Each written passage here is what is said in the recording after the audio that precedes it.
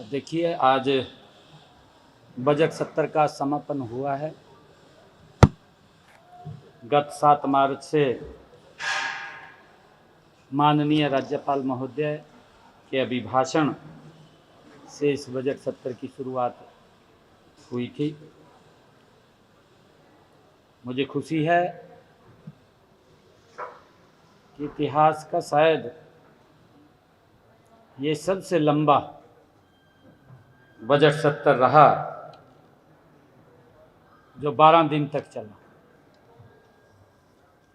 इसमें कुल 13 सीटिंग हुई, जिनमें लगभग 60 घंटे सकारात्मक चर्चा हुई। मैंने 17 मार्च को वित्त मंत्री के रूप में अपना पहला बजट प्रस्तुत किया। बजट प्रस्तावों पर भी 8 घंटे 26 मिनट विचार मंथन हुआ।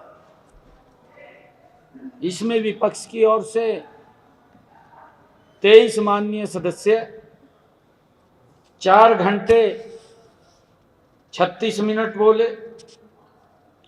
सत्ता पक्ष की ओर से हमारे माननीय 21 विधायक 21 सदस्य 3 घंटे 35 मिनट बोले। 2 हमारे जो निर्दलीय सदस्य हैं उन्होंने भी 15 मिनट अपने विचार रखे। मैं सभी साथियों का उनके विचार और रचनात्मक सुझावों के लिए आभार प्रकट करता हूं। बजट सत्र में विभिन्न विधायकों द्वारा दिए गए ध्यानाकर्षण प्रस्तावों का विषय वस्तु के आधार पर उनको क्लब करके 10 प्रस्तावों पर भी चर्चा की गई है। और जो हमारे बिल आए हैं, विधायी कार्य हुए हैं, युवाओं को अवैध रूप से विदेश भेजने से संबंधित, तालाबों में पानी की गुणवत्ता पर चिंता से संबंधित, असहाय पशुओं की शोचनीय स्थिति से संबंधित,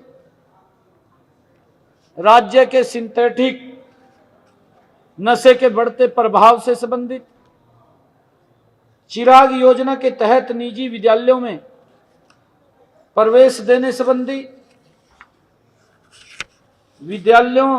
राजकीय विद्यालयों की जो दयनीय स्थिति से संबंधित, शैक्षणिक संस्थाओं की भूमि पर वाणिज्य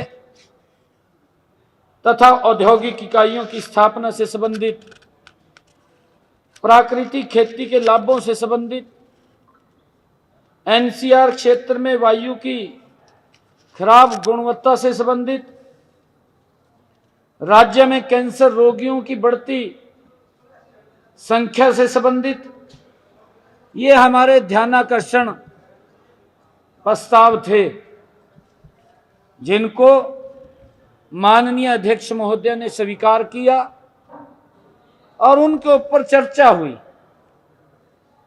सदन के पटल पर रखे गए 16 विधेयकों में पर भी चर्चा की गई, जिनमें हरियाणा ग्राम श्यामलात भूमि संशोधन विधेयक 2025, हरियाणा पंचायती राज संशोधन विधेयक 2025, हरियाणा भू राजस्व संशोधन विधेयक 2025, बीज हरियाणा संशोधन विधेयक 2025, कीटनाशी हरियाणा संशोधन विधेयक 2025 और हरियाणा सबका सम्मानजनक निपटान विधेयक 2025, हरियाणा ट्रैवल एजेंटों का पंजीकरण और विनियमन विधेयक 2025, हरियाणा सार्वजनिक दयूत रोकथाम विधेयक 2025, हरियाणा संविदात्मक कर्मचारी सेवा की सुनिश्चितता संशोधन विधेयक 2025, पंचकुला महानगर विकास प्राधिकरण संशोधन विधेयक 2025, हरियाणा विनियोग संख्या 1 विधेयक 2025, हरियाणा खेलकूद विश्वविद्यालय संशोधन विधेयक 2025, हरियाणा बागवानी पौधशाला विधेयक 2025, अर्पणा संस्थान प्रबंधन तथा नियंत्रण ग्रहण विधेयक 2025, हरियाणा विनियोग संख्या 2 विधेयक 2025, हरियाणा बंदी आदान प्रदान निरसन विधेयक 2025। मुझे खुशी है कि आज सदन के पटल के ऊपर ये विधेयक आए हैं और हरियाणा प्रदेश के जन के लिए, उनके लाभ के लिए पास हुए हैं। मुझे ये भी खुशी है कि आज राज्य गीत के चयन पर समिति द्वारा अपनी रिपोर्ट भी प्रस्तुत की गई, उसको भी स्वीकार किया गया। मैं माननीय विधानसभा अध्यक्ष महोदय का धन्यवाद करता हूं, जिन्होंने इस बजट सत्र में सब सदस्यों को खुलकर चर्चा करने का मौका दिया, अवसर दिया है। ऐसा पहली बार हुआ है कि प्रश्नकाल में ये कई बार 20 के 20 प्रश्नों को टेकअप किया गया है। 20 के 20 प्रश्नों के जो हमारे माननीय सदस्य थे उनको पूछने का अवसर मिला है। इसके लिए हमारे माननीय विधानसभा अध्यक्ष को मैं बधाई भी देता हूं, वो बधाई के पात्र भी हैं। मैं सभी विधायकों का भी धन्यवाद करता हूं जिन्होंने सार्थक चर्चा की है। उनके द्वारा किया गया विचार मंथन और निर्णय अत्यधिक रचनात्मक व उपयोगी रहे हैं।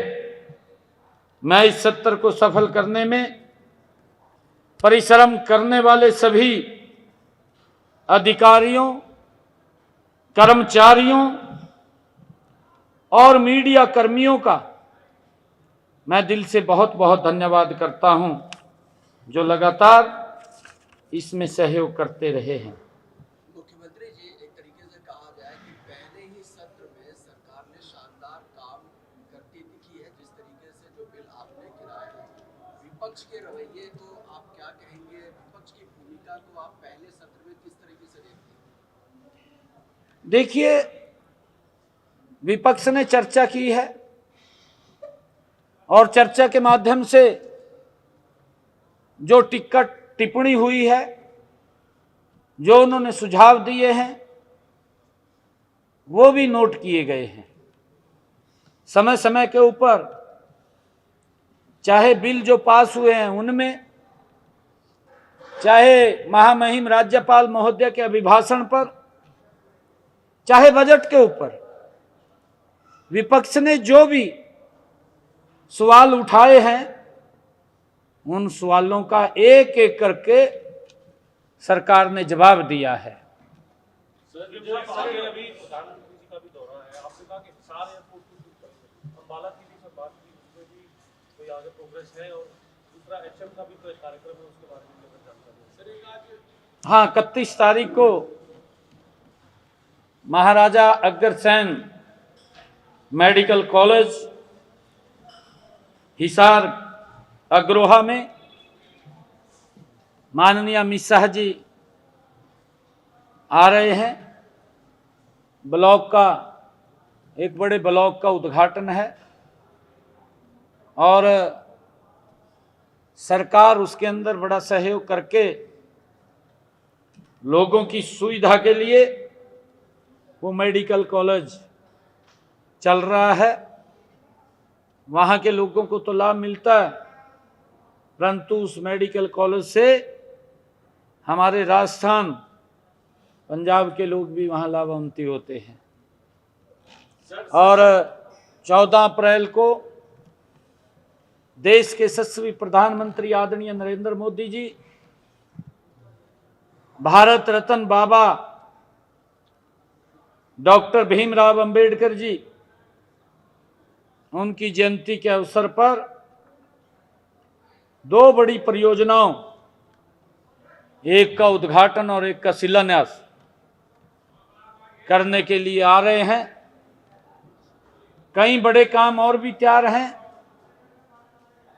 उनकी प्रशासनिक अप्रूवल हमारे पास नहीं आई है। जैसे हमारे कुटेल के अंदर मेडिकल यूनिवर्सिटी,